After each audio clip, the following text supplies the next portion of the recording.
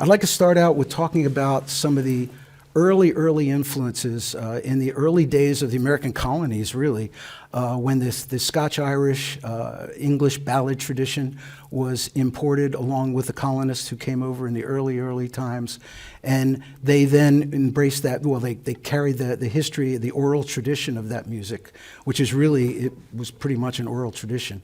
And then it evolved in the hills of the American South, the Appalachia, evolving, of course, into what we know as American folk music and bluegrass music and things like that.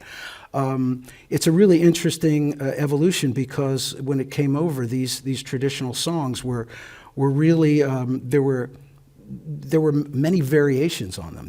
They constantly evolved along with the people who sang them and performed them, and they added their own touches, their own life experiences to it, and became a very rich tapestry of this music they brought over from Europe.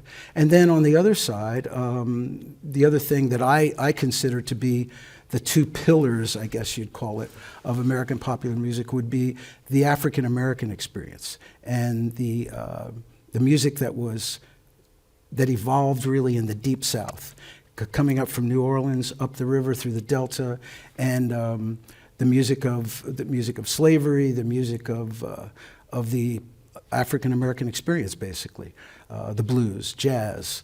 This is, this is the real. These two elements, to me, are the cornerstones of what really makes American popular music what it is.